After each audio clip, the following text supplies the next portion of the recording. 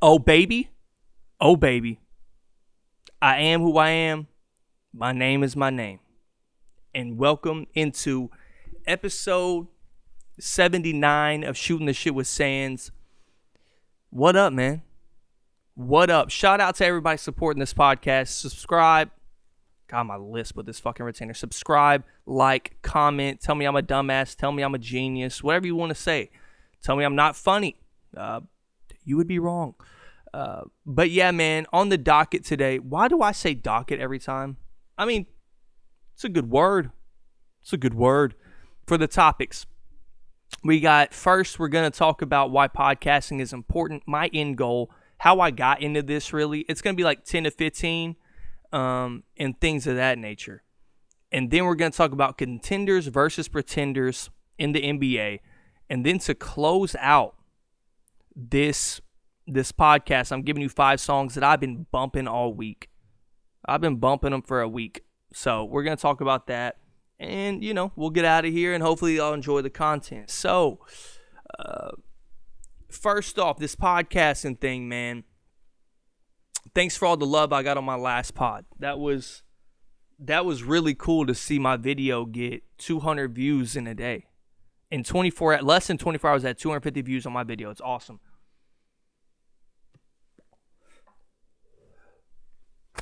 Oh, but this is why I do this shit, man, you know? And shout out Lando, consistency is very key to this. And this reminds me of when I first got into it and really was posting every week. And things come up, man. I'm a regular guy. I work my 50-hour weeks, get my OT, pay my bills. I got school going. But I realized, like, and now I'm back to this creative brain. And school, I was telling them post-pod on the new podcast, my creative brain is kind of in a different mode because I'm in school. It has another part of my brain clicking. I don't know what's happening.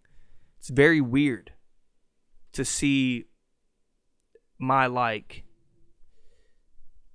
thinking brain start working instead of this mundane day-to-day work life, you know, where you're just like, I wake up this time, I go to work, I do this every day.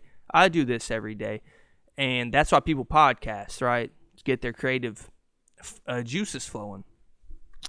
And let's just start out when I thought I would become an entertainer. I thought I was going to be a entertaining human, wanted to entertain people since I was a child. You know, I used to do magic shows for my parents. I used to do, like, not comedy routines, but I would tell jokes that I made up in my room. So I've been writing jokes for a long time. And honestly, I cut down on writing jokes for this podcast because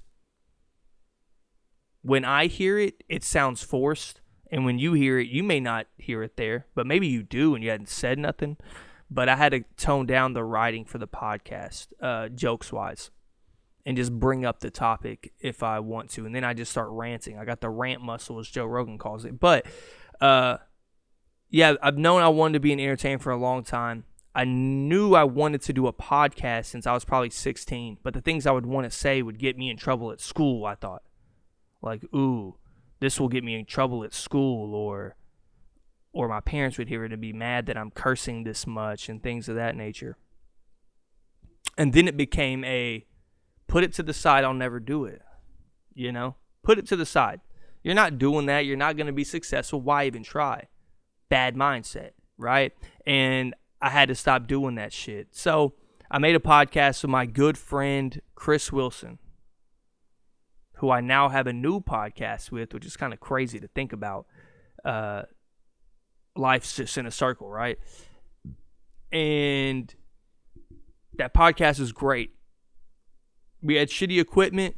Shitty mic. I had my Blue Yeti right there. I didn't know how to work it. Didn't know how to audio edit. Had a shitty laptop. But we recorded a podcast and I looked forward to it all the time. And Chris is a person that, he's a very good friend of mine. He taught me a lot when I was younger. Unintentionally, he doesn't know half the things he taught me. Unintentionally, he taught me a lot of things. And, you know, you have those best friends. You have like a group of good friends, But I would say that me and Chris, he's like almost an older brother to me. We're so close, you know? And now it's not even like an older brother relationship, but kind of, you know? Like, he tells me what to expect.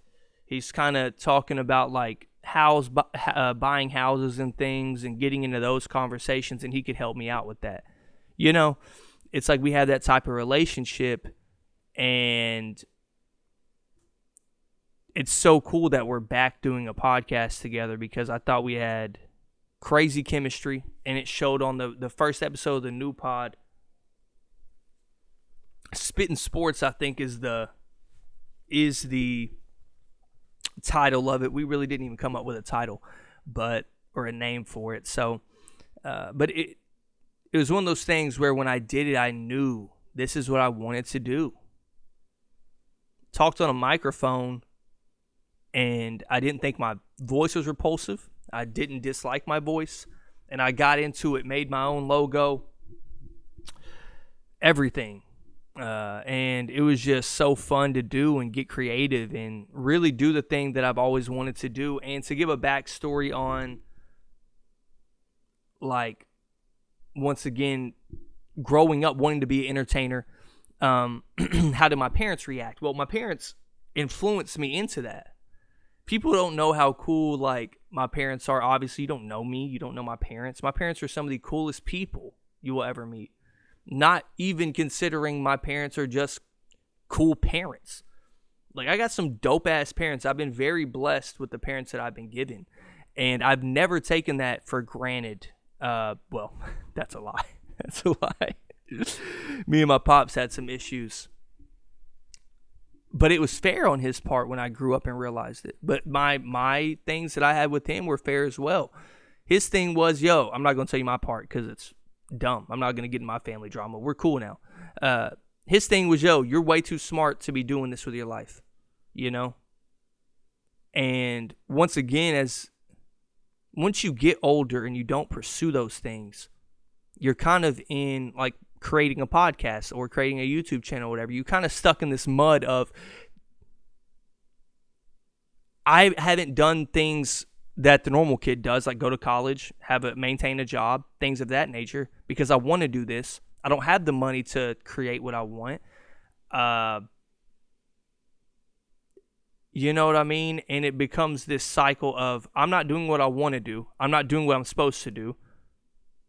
And then it goes into your parents who are paying for my apartment and my college, and I'm failing out because I don't want to be in school. School is not for me at this time at 19 or 20 or 21. And it's this cycle. I'm not doing what I want to do, not doing what I'm supposed to do. Parents hate me. Not hate me, but they were disappointed a little bit. Not doing what I want to do. It's just a cycle, right?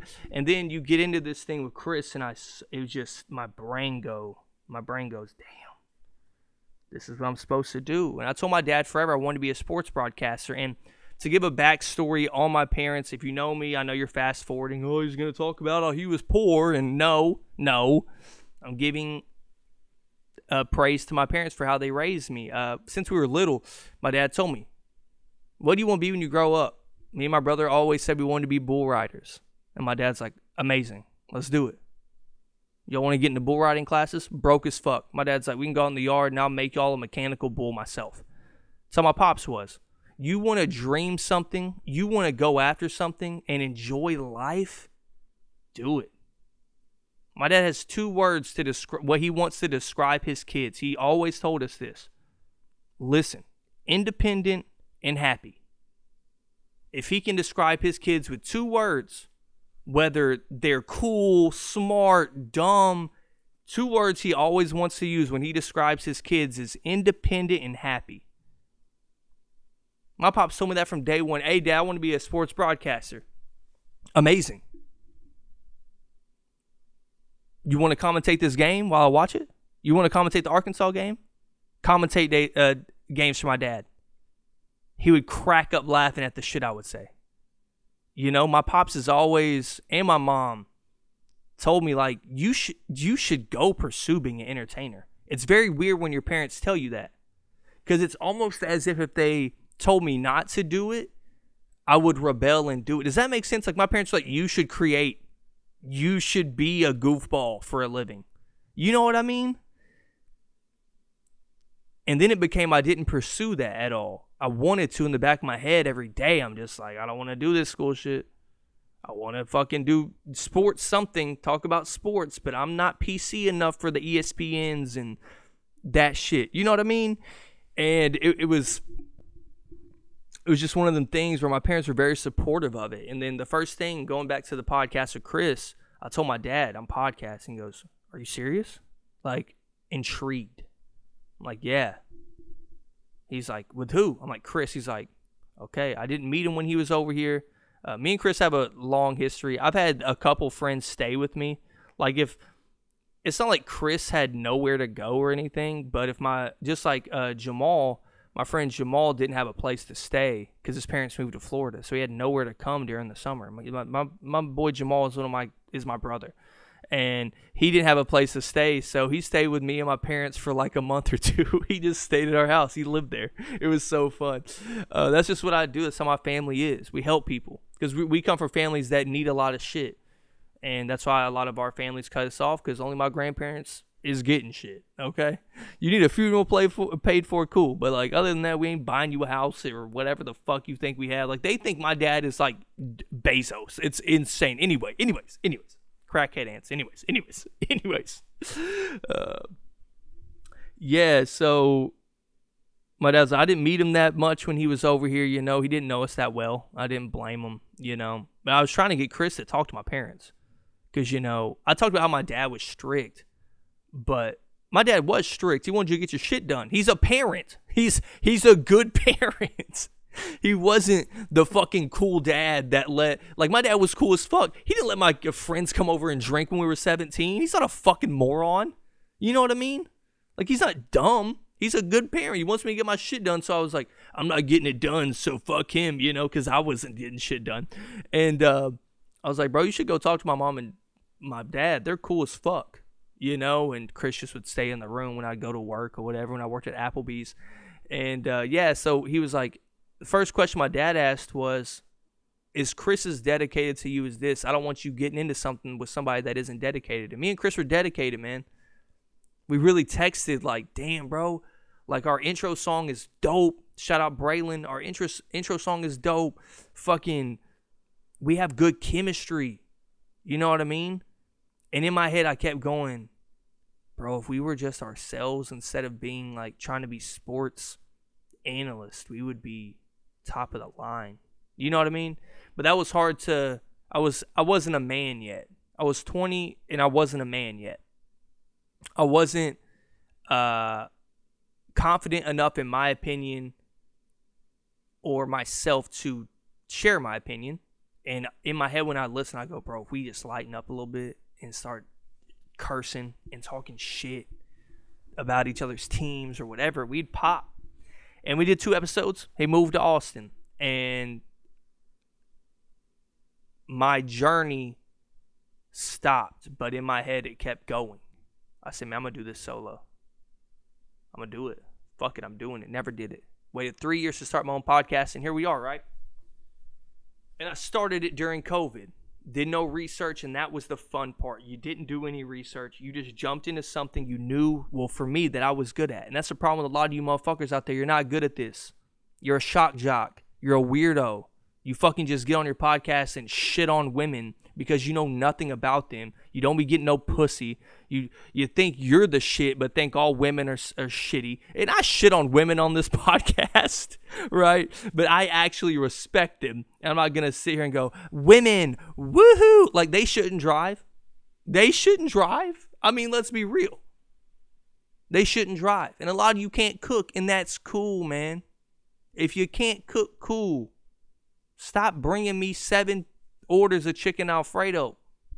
Sick of it. Get fucking Blue Apron and learn a recipe. That's all you got to do. All right? I can cook. Nia can cook. Now, the thing was, I didn't know if Nia could cook. Isn't that a weird like, women don't understand that phase for a man. And women don't understand or men don't understand that phase for women. Like, can he fuck? Like, ooh, we're about to get into like men are just like, I'm gonna beat it up, man. Yeah, we're fucking stupid. You know what I mean? And then women, they're cooking us something, and you sitting there like, am I gonna have to sneak out this house? Say I'm going to the store to buy some shit and end up eating McDonald's in a parking lot? Like, am I gonna have to do that? Am I gonna have to fucking pull off pieces of this nasty chicken and feed it to the motherfucking dog on the side? You know? And Nia cooked me a meal, and it was amazing.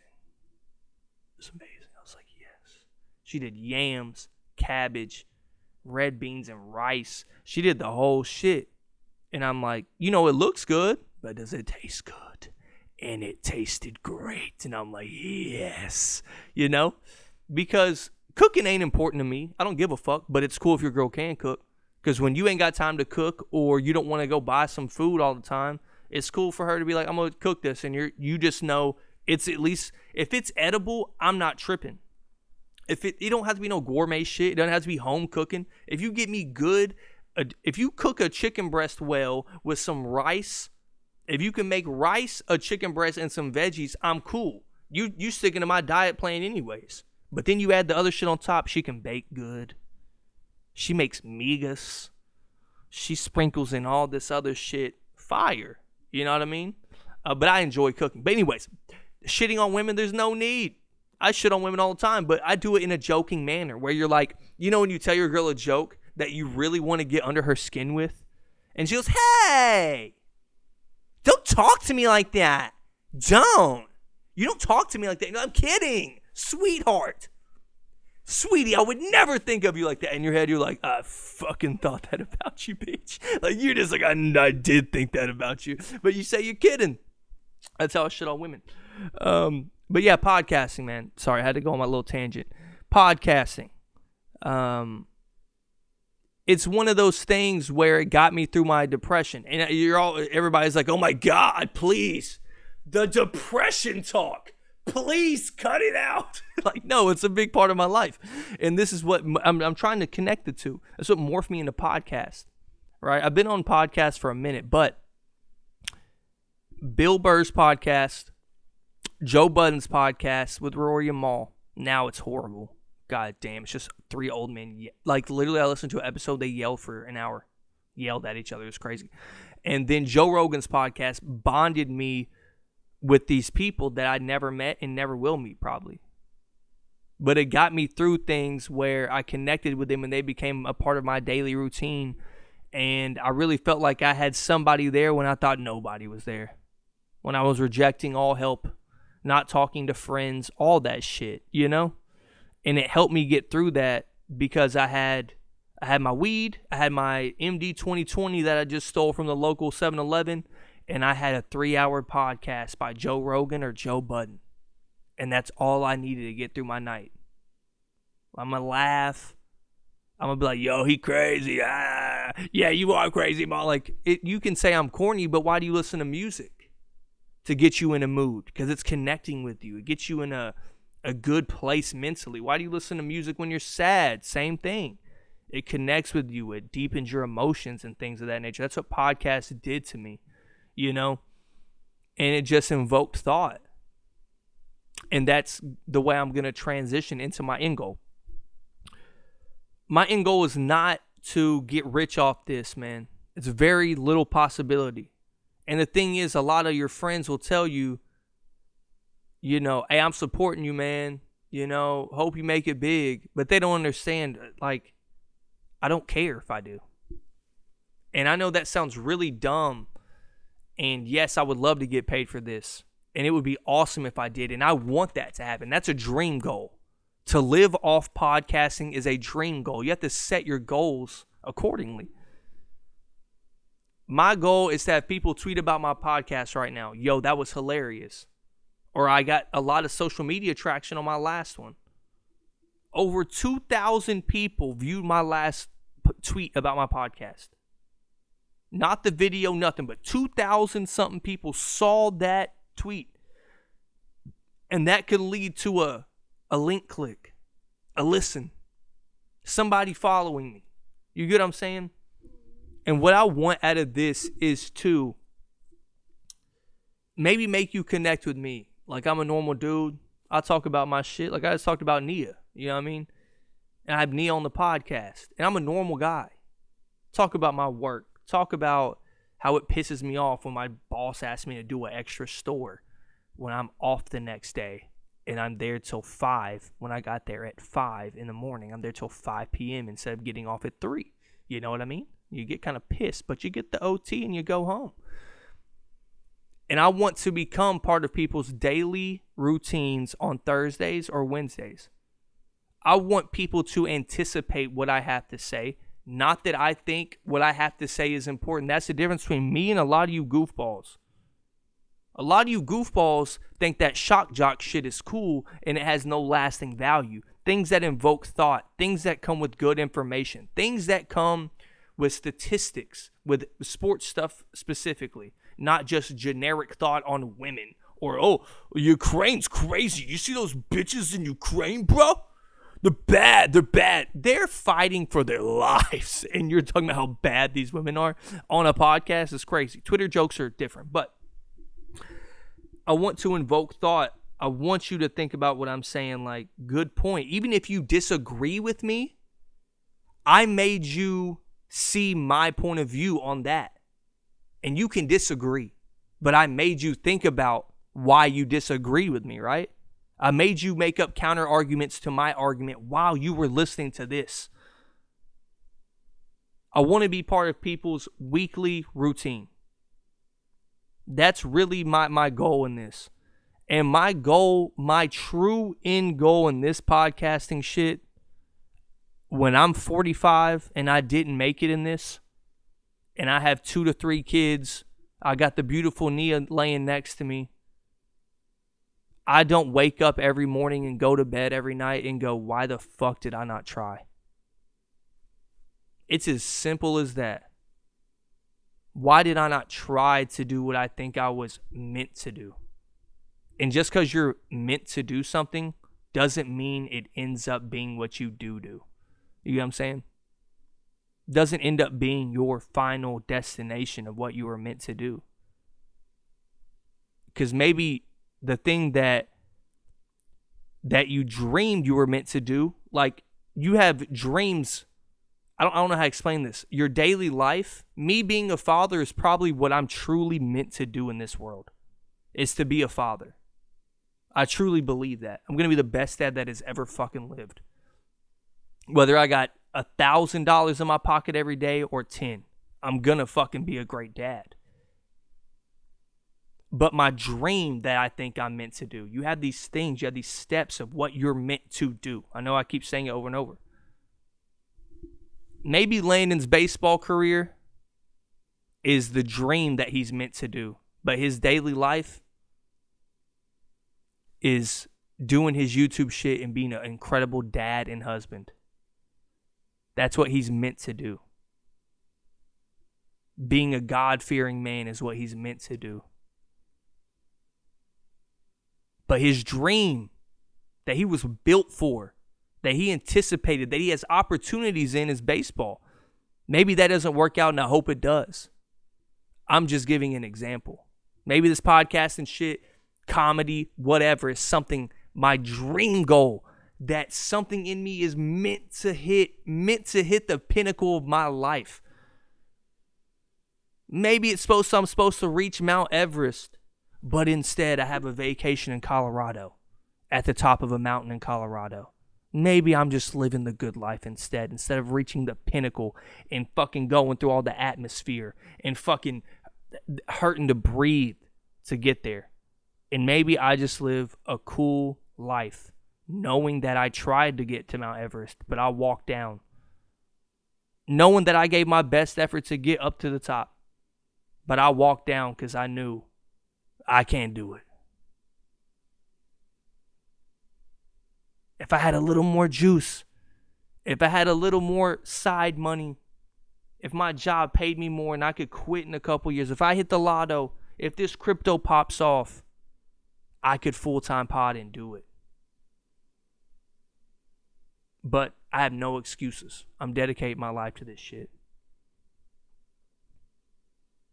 You know? I'm dedicating all my free time to podcasts, and it's all I think about. Creating content. So, that's what y'all wanted to hear. There it is. I'm not talking about fucking current events. I got 5 DMs. Five texts and 3 DMs about talking about current events because I'm funny. Bitch, I don't know anything about the fucking war, bro. And I'm self-aware. I know when to talk and what to talk about. And I ain't talking about shit I don't know about. That's why I stick to these sports, because I'm a dumb man who sits here with a whiskey coke and talks about sports, and my dick gets hard doing it. Because this is the biggest excitement of my life, other than when my fucking beautiful woman gets home. And we sit and talk for hours when she gets home. That's the most excitement I get out of my day. Nia coming home and talking to me, and me talking about sports on a fucking microphone. Part 2 of the podcast coming up. Let's get it. Okay. Part 2 of the podcast. It's 4:40. I got to knock this out before Nia gets home. So I got like an hour to work with here unless she gets off early. But, so we're going to talk about first. We're doing contenders versus pretenders in the NBA. And first, we're going to talk about the composition of the team that I think is very important. I think that you can have talent on your roster, but the composition of your team does matter. You know, because let's take Brooklyn, for instance. If Ben Simmons comes back, they have a legit best defender in the world candidate. Him and Bam are the best, and Giannis are the best defenders in the world in my estimation. Anthony Davis is out. Rudy Gobert will never get no positive light on this podcast. If you expect that, you haven't heard an episode. Okay, we do not like Rudy Gobert. This is an anti-Rudy podcast, okay? He spread the disease through the NBA. I almost said it. You see how I'm filtering myself here, motherfuckers? There you go. Let's curse. Composition of the team. 1, everybody knows you have to have a superstar. A superstar in some aspect, or have multiple, like the Heat, multiple guys who have been there, done that. Jimmy Butler is a superstar in this league, in my opinion. After what he did in the bubble with publicity, and his skill on the court, man. There are very few guys with how this team is composed. It's like a Spurs team, right? The Miami team. Everybody eats. You have 3 guys on the same team averaging basically 20 points. Jimmy, Tyler, and Bam. You have 3 20-point scorers on the same team. It's okay if Jimmy doesn't average 27. Those statistics don't make him what he is on the court. He's having his most efficient season of his career. And he hasn't even played well since we got back from the All-Star break yet. Right? So, composition-wise, what do you need? You need a star or multiple variations of a star like the Bulls. Okay? I'm not telling you who's making the list yet. Okay? So, don't judge me. The Bulls have shot makers. That's another part. You have to have shot makers. You have to have versatile defenders. Versatile. Rudy Gobert is not a versatile defender. You get what I'm saying? Not a versatile defender. You have to have multiple versatile defenders. You have to have great individual defense, and that comes with a dude that isn't versatile like Kyle Lowry. Kyle Lowry can't guard a post. He's a charge king.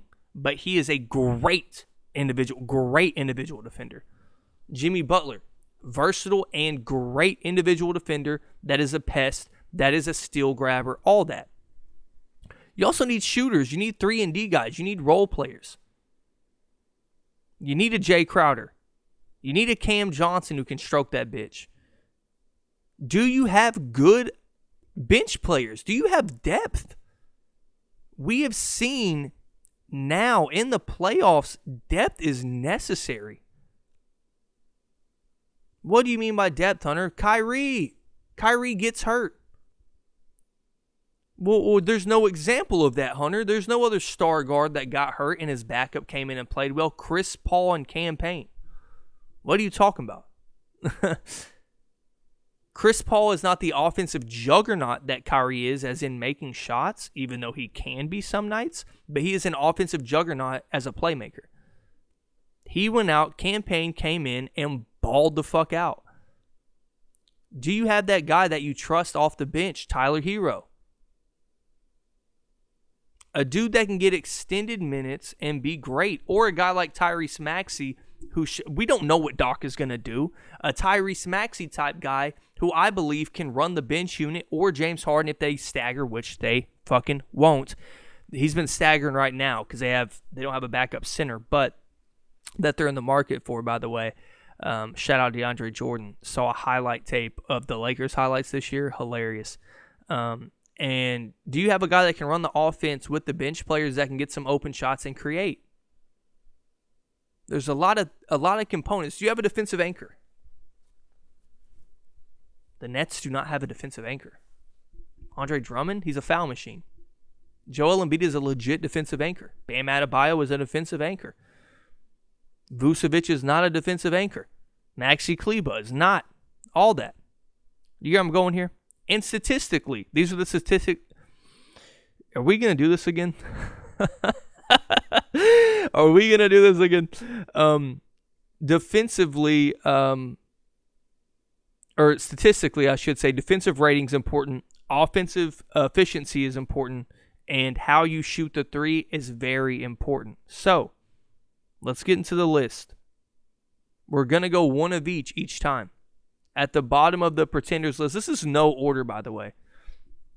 A team who was ranked in the top 10 of the Athletic at number 10 was, it was the power rankings for the NBA, Dallas. Not a contender. They are a pretender. And that seems obvious to most people that follow basketball, but they don't just have a superstar. They have the star of stars. They have generational talent, a generational talent, in Luka. And can Dinwiddie turn into old Dinwiddie as the season progresses? No, I don't believe so. I think that's going to take till next year. And the thing is, if you give 2018, 2019, Spencer Dinwiddie doesn't get traded. He gets kept on the Wizards because he'd be hooping and they would probably be in the playoffs. But if you give me that's a dude that can maintain your lineup while Luka's on the bench. When he started those games for the Nets, he was 22-11, I believe, for that little stretch. He was crazy. But their team defense, right? Their team defense is incredible. I believe Dallas is number 1 in the league or number 2 in the league in defensive points per game. But their offensive efficiency is 15th. So it's, let's see what Luka can create and pray we stop him. That's not going to work a lot of the times. But the one thing that is going to make Dallas hard is they have what we saw with the Warriors. Just 2 nights ago, I believe. You see this thing where the Dallas Mavericks will be down big, and late in games, you can't fucking score on them. It becomes annoying. Maxi Kleber is a versatile defender. Luka's not the greatest defender, but he's not terrible. Dorian Finney-Smith can guard guards and forwards. Dwight Powell's a pretty good defensive player. I think that team is good. They need a couple more pieces. They got a Reggie Bullock that can shoot. They're just not a contender. I don't see them being there late in the year. They may be a second-round team, though. They may get to that Final 8. And that would be a good season for them considering their team makeup. Not a good team composition. And on the other side, a contender. I have 4 contenders and 5 pretenders. 1 pretender with a huge asterisk, and we'll get to them next after this. The Memphis Grizzlies are a true contender to me. Team composition. I just gave you my Defensive Player of the Year ranking. Jaren Jackson's up there. Versatile. Athletic big. Block shots. Steven Adams. Muscle in the post. They don't have anybody they're trying to pick out on pick and roll matchups that I've seen yet. Because Steven Adams hedges that screen hella hard. Comes up very tough. They have the back end because him and Jaren Jackson run in the same lineup, so they got 2 bigs. So Jaren Jackson gets in that passing lane to see what's going on. Desmond Bane to me is an underrated defender. I think he's a great guard defender, strong as fuck. You can just see it, strong as hell. John Morant is no Russell Westbrook on the defensive end. He can guard. Dylan Brooks hasn't even played, and he's one of the best perimeter defenders in the league, and he can score. Like, we are seeing Memphis at a stratosphere, and they have another level if Dylan Brooks comes back. Is even just a good six-man. You know what I mean? He can carry a bench scoring role. So we haven't even seen the best of Memphis, in my opinion. So they're scary. Shooting the three. They must be low because they're not on my rankings. I just went down to about 11, 10 to 11 to really show the point of how important it is, you know? That's defending the three. Excuse me. Yeah, they still didn't make the list. They're not in the top 10 in offensive three-point percentage. They are top 8 in the defensive rating, and they are number 7 in offensive efficiency. They can run and gun. They have a superstar that can slow it up and create. They have a lot of things that I like in Memphis, and I think they are a true contender. You can't give – I hate the whole they're not ready for the playoffs. They've never been there. And we see that becomes the case made for why they aren't successful, but it's not why they're not successful. Does that make sense? It's always they need a veteran. They need this. Like, no, that team is fantastic. You're not going to win a championship every year you have a good team. See if my girl texts me, see what's popping over here. Sorry. Got to make sure I get this done before she gets here. And I think that's just an excuse we give young teams that I don't like. On the other end of the pretenders with a huge asterisk. Huge asterisk. I want to make them a contender, but we haven't had a big enough sample size. I think y'all know where I'm going. The 76ers. So without James Harden, bring back their old squad. Are they a contender? No. But they're looked at as that throughout the seeding. I'm just talking about seeding, how people view the seeding in these conferences. They're 12th in offensive efficiency. Sorry, I got to look at this. They guard the three well, which I love that stat. And they're top 10 in shooting the three on the offensive end, which you really wouldn't think because they don't have that many, like, shooters and the way they play inside out, you know. To me, you wouldn't think that they would be like that. Mostly with Seth Curry's shot selection that he had with Joel to start the season. They started out this year as a not bad defense, just not the dominant force they were with Ben, but now they're in the top 10 in defensive points per game. They're at number 9 in defensive rating, and they're 12th in offensive efficiency, but since James Harden has joined the team, they've been first. Now, low sample size, not good teams, but, well, the Timberwolves are a good team to me. I think the T-Wolves will never get the credit that they deserve. Anthony Edwards will never get the credit he deserves for what he's brought to that team, and that's a dog. That's what Jimmy tried to bring, and you've already heard reports about Anthony Edwards and Cat kind of getting into it because Cat is a soft bitch, and Anthony Edwards has that dog in him, and he's brought the dog to the team. And they have guys like Jared Vanderbilt and things of that nature that make them good, but Philly is just on the asterisk just because I haven't seen enough with James Harden. Do I think in 5-10 games they'll probably make me say they're a contender? Yes, but not yet. Do you get what I'm saying? They're really on my contender list, but I can't put them there yet. James Harden always does this when he first gets traded. He goes out there and drops 30-point triple-doubles, but how are we going to cruise through the rest of the season? You get what I mean? But they are on my contender list, but they have to be on the pretender list from what I've seen thus far through the season. I can't take a 2-game sample. Like, could you imagine? Take everybody's 2-game sample when a new player comes and just make them a contender. Can't do that. But they're very impressive. On my contender list, we know this is coming. The Miami Heat are a contender. Let's be real. Team composition is there. Depth is obviously there. And another thing I didn't mention, which I should have said, coaching does matter in the NBA when it comes to these elite teams. It does. The counters that Spoken have. Taylor Jenkins is the most untalked about. I didn't even put him in my top 5 for coach of the year, and he definitely has to be there. He's not talked. Taylor Jenkins isn't even talked about within the good coaches in the league, the good ones. Doc Rivers has a lot of flaws as a coach. I think he's a motivator, and we didn't get a large enough sample size for Mark Jackson if we know he's actually a great coach, but we know he can talk just like Doc. Doc can talk. He could talk to them players, motivate them, things of that nature.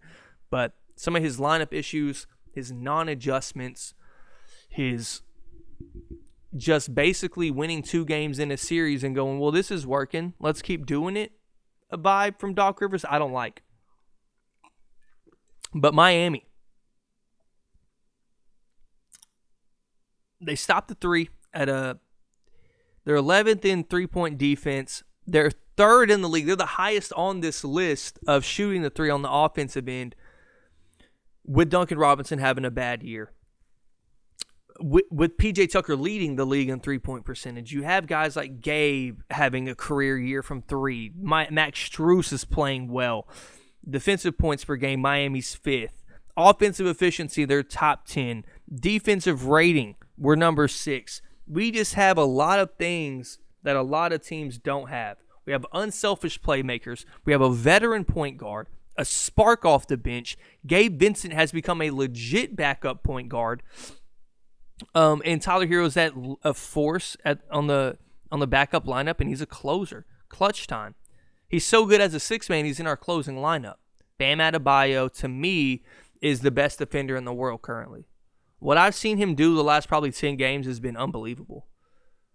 He has been dominating games, switching, weak side help. He's just amazing. And his offensive aggressiveness has shown flashes. And I said this yesterday, he's 24 years old. When he displays his offensive repertoire, his arsenal, his bag, as we say, dude, guys, it gets me excited for what he could be. He's getting in this I'm aggressive now mentality.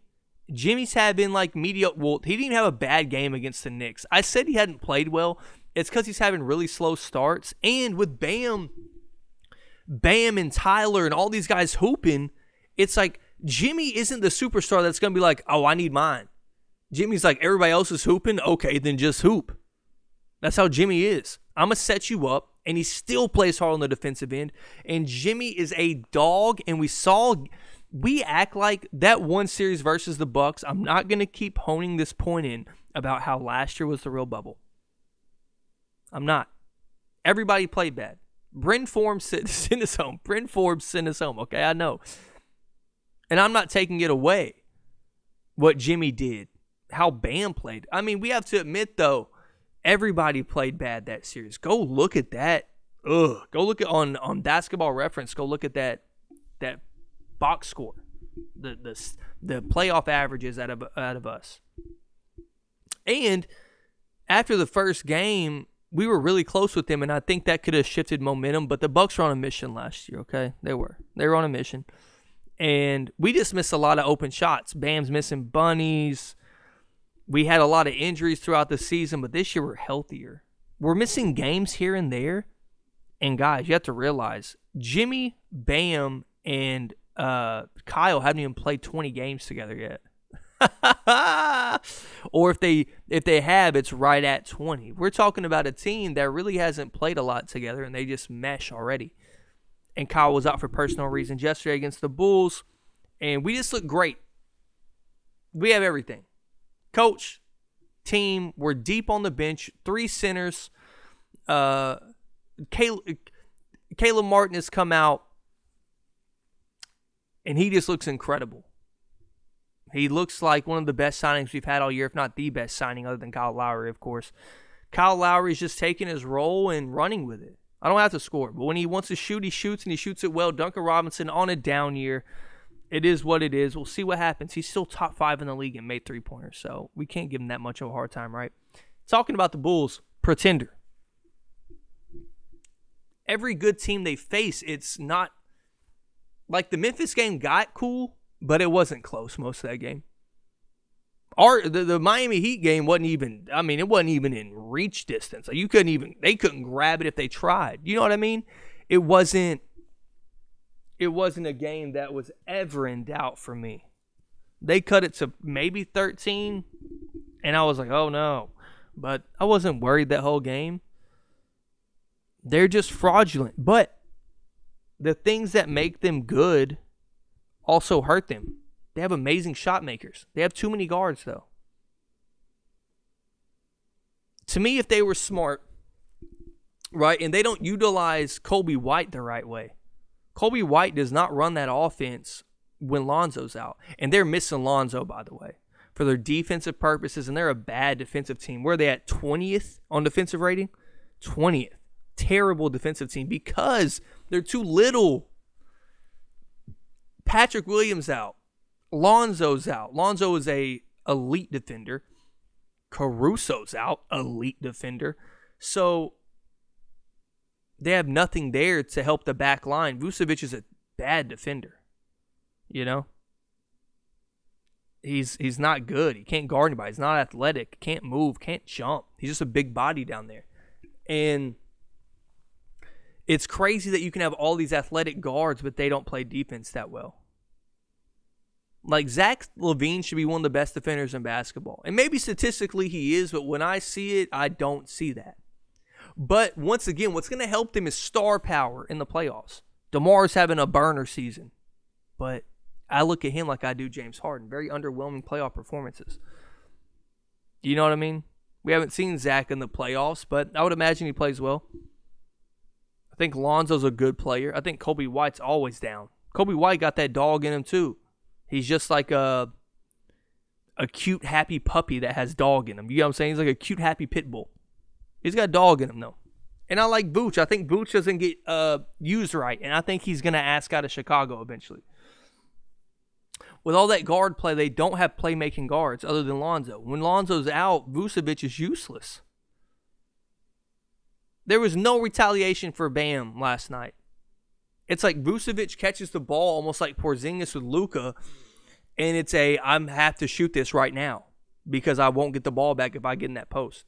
So he just catches a three and chunks it up and prays it goes in, you know. I just don't like them versus elite teams. Contenders, Phoenix. Top 3 defensive rating. Top 3 in offensive efficiency. Top 6 in defensive points per game. Number 1 in guarding the 3. Number 7 in shooting the 3. This is the favorite in my opinion. No Chris Paul. I don't care. Obviously in the playoffs I do, but this team is incredible. Like, incredible. Their team makeup. Big guy that can move, DeAndre Ayton. Versatile defender, Jay Crowder. Shot makers, Devin Booker. Chris Paul. I didn't bring up the clutch gene. A lot of those, the contenders have clutch genes. The pretenders don't really. And man, it's just, that team is one of the best built teams we've seen in the NBA in a long time. Just all around. And I think the Bucks have star power with Giannis. But I don't think their roster is built like this fucking Suns team. That you can't find a flaw in this Suns team. It's hard. It's hard, man. You tell me one like flaw that they have. I mean, dude. Devin Booker is very selective when taking shots, and when he does, he's hella efficient. Chris Paul is Chris Paul. I mean, man, they're just good. JaVale McGee, they loaded up on size for Giannis if they get that rematch. No more Frank Kaminsky on Giannis. You know what I'm saying? When DeAndre Ayton has to get his minutes, there's no more dominating. And JaVale McGee isn't some top-tier defender. He's a body, though, and he can block shots. But it's just, damn, man. And Bismack Biyombo, they have a lot of size. They have a lot of size to add to the skill, the shooting, all that. The great playmaking from their star players. The Suns are the favorite. Another pretender is Brooklyn. They don't have a big asterisk. They don't even have a little asterisk, really. But they could be dangerous. You get KD back. Once I see KD on the court, I'm probably like, contender. Contender, they got KD. We saw what he did. But they do have an asterisk, actually. But they we saw what they did without Kyrie and James versus the Bucks. It was a single one-man army. And that's what it takes sometimes. That one-man army. But they don't have a back line on defense. They have nothing to protect the rim. They're not a good defensive team. They won't be a good defensive team. They think Javon Carter is going to solve that issue. Wait, did he go to the Bucks? Let me look. Doesn't Javon Carter play on the Nets? Hold on, let me look. This is the first slip up I've had in a minute on this podcast, huh? Javon Carter. Yeah, he played for the. Okay, look, he went to the Bucks. Yeah, and Bruce Brown isn't. He's too small. It's like they have nothing out there defensively. Who's their best defender? Andre Drummond? Kevin Durant? Like, what are we talking about? I don't see anything out there that shows me they can stop anybody in the playoffs. And with their shot selection, I think they have the two greatest shot makers in the league. Contested shot makers right now. With DeMar DeRozan on the back end of that list. With them three. Kevin Durant and Kyrie are the best shot makers in the world. Undefendable. But we've seen Kyrie have those bad, inefficient games. We haven't seen it from KD, really. Like, KD's been a dog in the playoffs. I think it's going to be hard to stop him. But they just don't impress me. They don't impress me. And I don't even have any stats for the Nets on here because I didn't see them in any list that I was looking at that was worth mentioning. They're probably at the bottom of most of these lists. And yeah, Brooklyn just doesn't impress me without KD.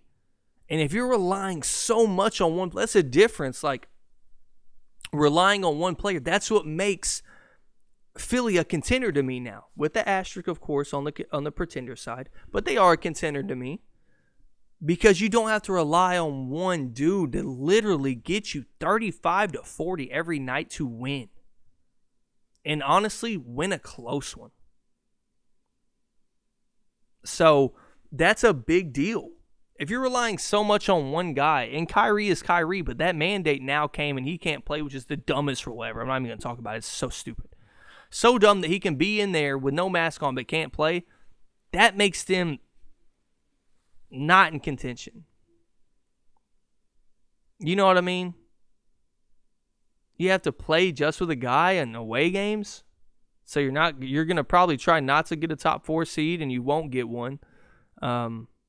They only got 8 away games, or now 6, I believe, 6 or 7 that he can play in. And Ben Simmons is what? Ben Simmons and KD ain't enough.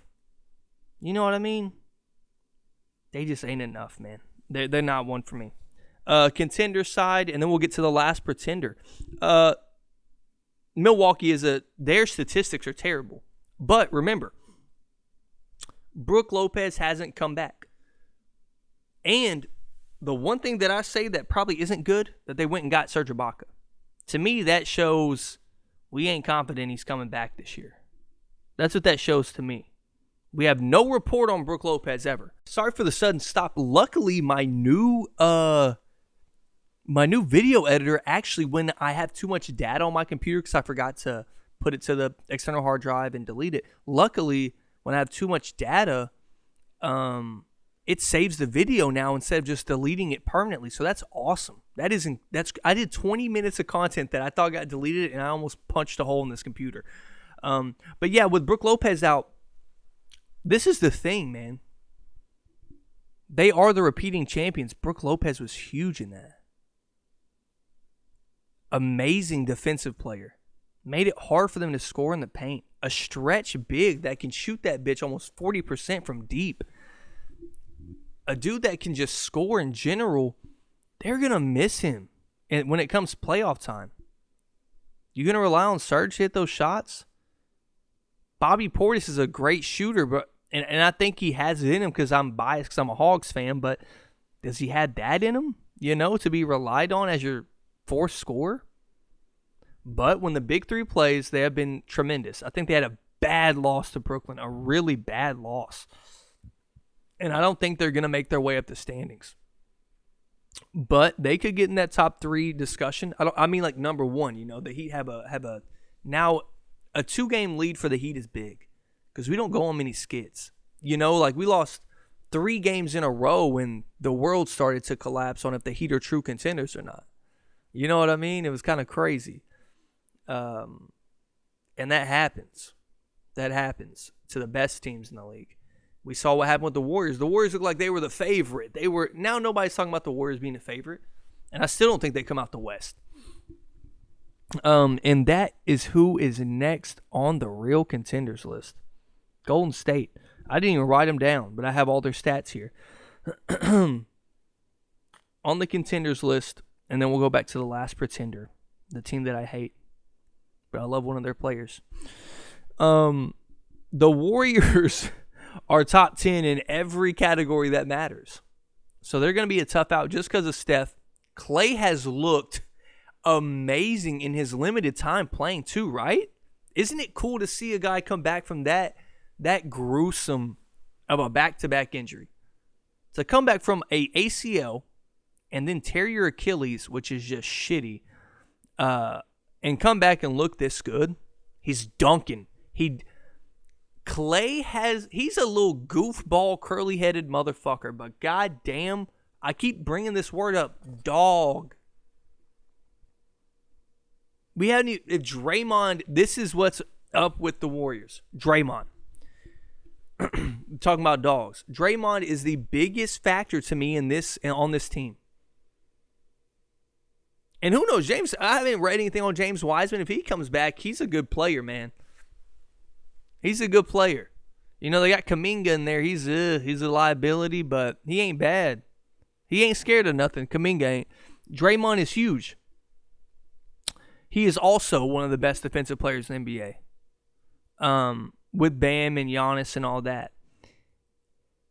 And I think he's so key because of the things he sets up. And I think we see the success he brings to the Warriors with their downfall. Not downfall in a bad way, like they're just collapsing, but it ain't looking so easy without him out there, is it? And I told y'all I had a lot of bad takes on Draymond because I didn't appreciate him. But now we see, you see their record? It went from being the top tier favorite to but when Draymond comes back, they're going to be amazing. They're number 1 in defensive rating. They're number 9 in offensive efficiency, number 3 in defensive points per game. They're second in defending the 3. They're number 8 in shooting the 3. These things matter. And going back to Milwaukee, I didn't give the statistics. 13th in defensive rating. Not what we usually see from Milwaukee because they do what Bud wants them to do. They let you shoot. And now it's getting difficult to do that when they want to defend the paint, but they can't without Brook like they used to. You get what I'm saying? The X's and O's of that is defending the pick and roll becomes much harder when you don't have Chris Middleton guarding the ball with Brook Lopez. You're talking about Drew Holiday, Giannis, and Chris Middleton, and then Brook Lopez is 4 guys that can make the all-defensive team every year. First, second, third don't matter. Most of those guys makes 3 of those guys are first teamers. Like Drew Holiday is arguably the best perimeter defender in basketball as a guard. He's the best guard defender in basketball to me, him and Chris Paul. You get what I'm saying? And now you're missing that element of we can make you shoot what we want because our length and our diversity of not fouling and the versatility of Brook Lopez to contest guards and things of that nature is gone.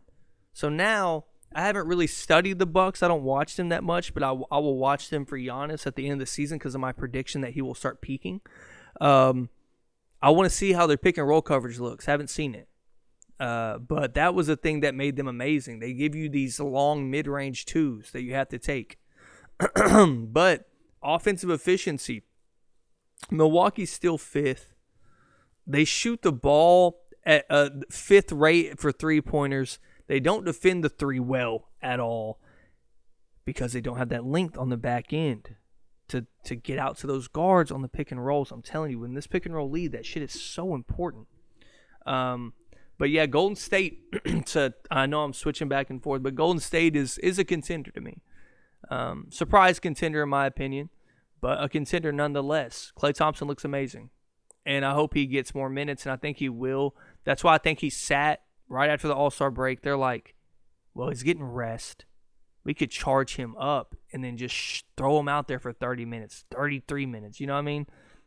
And him in bunches is way better than him not at all. And those 27 minutes or 30 minutes, really 25 to 27 that they're showing like a Jaren Jackson, they're scary hours, man.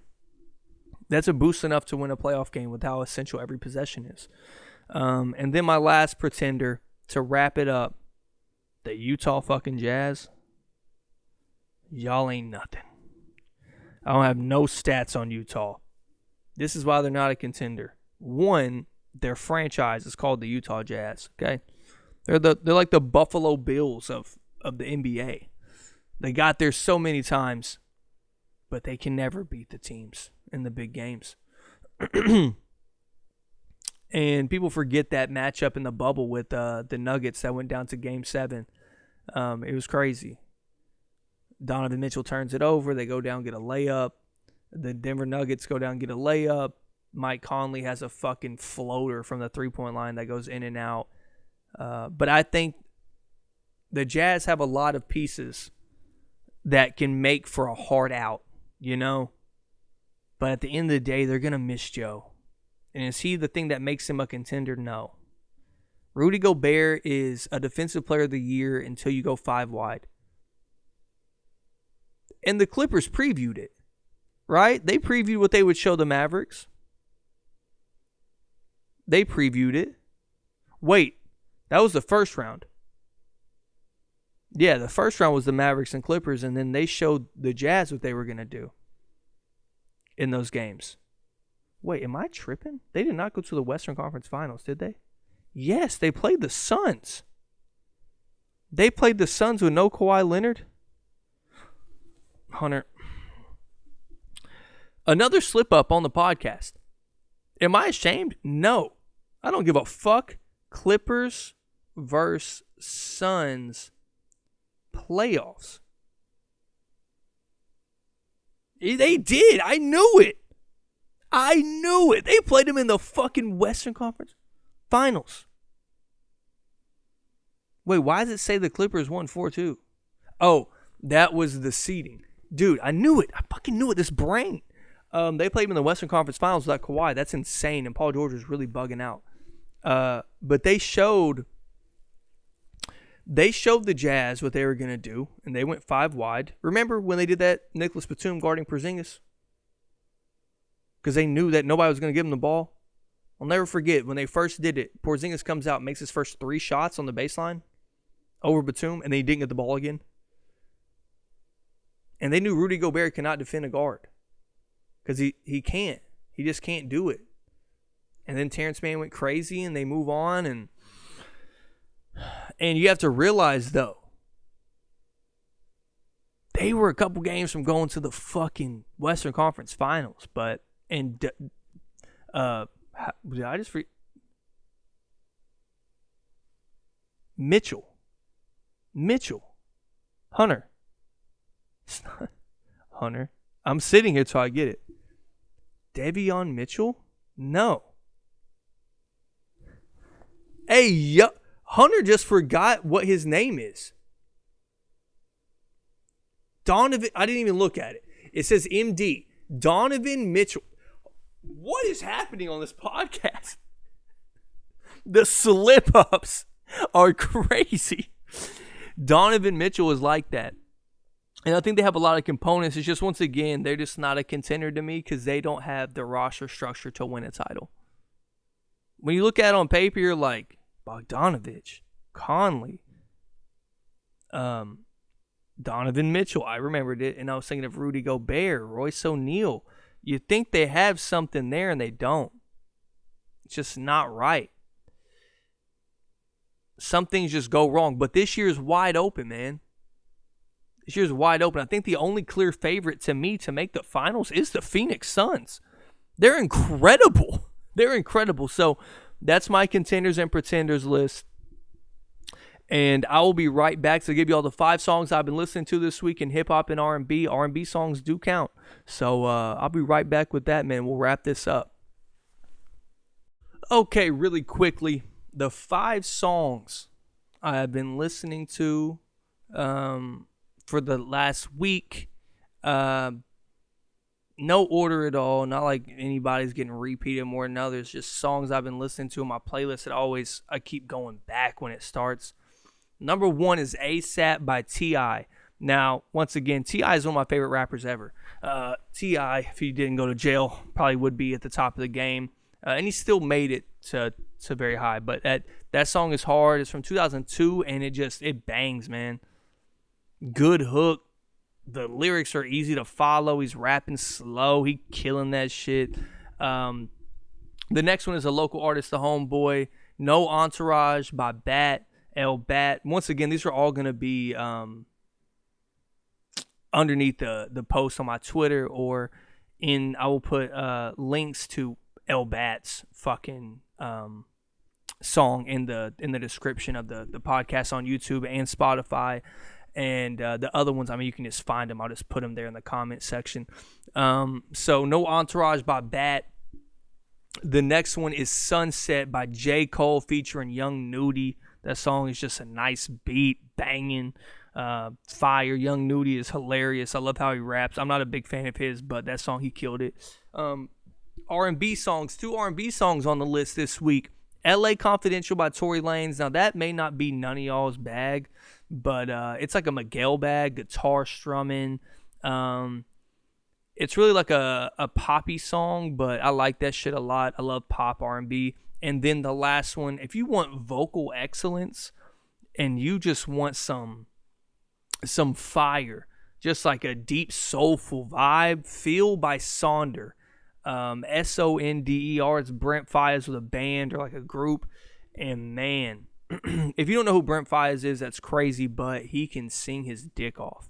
And he has a feature with Drake called Wasting Time. If you want to go listen to him, he can sing his ass off, man. So those are the top 5 songs for the week. So I hope y'all enjoyed the podcast, man. I love everybody who supports this, and once again, keep supporting. Like, subscribe, all that shit, and I will be back next week. All right, the pod goat is out. Dude.